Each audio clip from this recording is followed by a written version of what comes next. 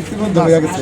তো নিতে নিতে সবার যে আদি বসতি যারা আছে একও দেখা গেছে এখন লাস্ট 1 খণ্ড 2 খণ্ড সর্বশেষ এটাই তাদের শেষ। আপনারা তো ভালো কথা বলছেন যে এমন জায়গায় যে খালি আছে, খালি অংশের মধ্যে দিয়ে। ঠিক আছে, এটা আমরা আমাদের বাপ দাদার ভিটা, আমাদের ব্যবসা প্রতিষ্ঠান, আমাদের ঐতিহ্যের উপর হাত পড়েছে। সেই 150-200 বছর যাবত আমরা, আমার বাপ দাদা এবং দাদারও বাবা, আমরা সবাই এখানে বসবাস করে আসছি।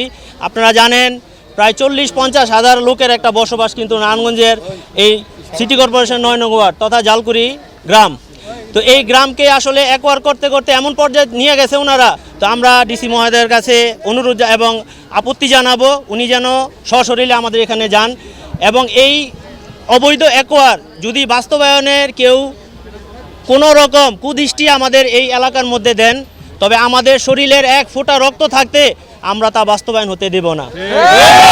আমরা সরকারের পক্ষে, নতুন সরকার তার ঘোষণা আছে, বিভিন্ন ঘোষণা আছে, মেগা প্রজেক্টে যেন তারা সাধারণ জনগণের যেন কোনো ক্ষতি না হয় সেই দিকে কিন্তু প্রধানমন্ত্রী জনাব তারেক রহমান কিন্তু সুদৃষ্টি দিতে বলছেন। তো আমরা এই আজকে যারা ভুক্তভোগী, আমরা যারা জমি হারা হয়ে যাব, আমরা যারা বাপদাদার বসতভিটা হয়ে যাব, আমাদের অবস্থান এখন দেয়ালে পিঠ ঠেকার মতো হয়ে গেছে। তো আমরা সহজ সরল এবং খুব স্পষ্টভাবে জানাতে চাই, এই প্রকল্প বাস্তবায়নের চেষ্টা করলে আমরা রাজপথ ছাড়ব না। আমাদের শরীরে রক্ত যতদিন পর্যন্ত থাকবে এই প্রকল্প আমরা বাস্তবায়ন হতে দেব না। আমরা বলতে চাই যে সরকার যেভাবে উন্নয়নের পথে হাঁটছে, আমরা উন্নয়ন বিরোধী নই।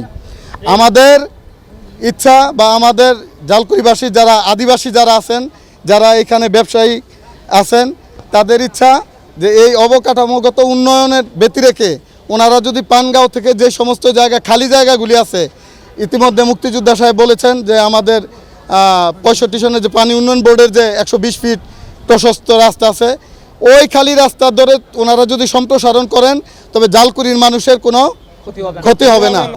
কার কুপরামর্শে ওনারা প্রস্তাব দিলেন, যেই কারণে জনগণ এবং সরকার এখন মুখোমুখি হওয়ার দিকপ্রান্তে। আমরা বলতে চাই সরকার যদি জনগণের উন্নয়নের সাথে সম্পৃক্ত থাকে, জনগণও তাদেরকে সহযোগিতা করবে, কিন্তু ভুল তথ্যের মাধ্যমে না। এই কারণে আমরা আজকে আসছি যে আমরা সংঘর্ষ চাই না, আমরা রক্তপাত চাই না।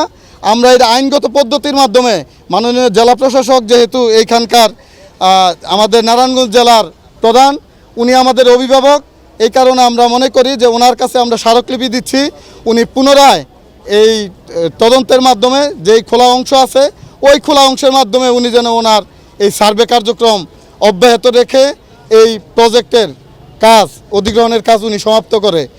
তা আমরা বলতে চাই, জেলা প্রশাসক সাহেব, আপনি সরজমিনে আপনার যেই সার্ভে আছে, সার্ভেয়ার আছে, ওনাদের সার্ভেয়ার আছে, যৌথ তদন্তের মাধ্যমে আপনারা বিষয়টি নিশ্চিত করেন। আমরা আপনাদের সার্বিক সহযোগিতা করব। যদি আপনারা সহযোগিতা পেতে ব্যর্থ হন, আমরা এখানে বললাম আপনি গণশুনানির ব্যবস্থা করেন। গণশুনানির ব্যবস্থা করলে যদি সেখানে প্রমাণিত হয় যে আপনারা আপনাদের স্বার্থ সংশ্লিষ্ট বিষয় সঠিকভাবে আছেন, আমরা অবশ্যই আপনাদেরকে সাহায্য করব।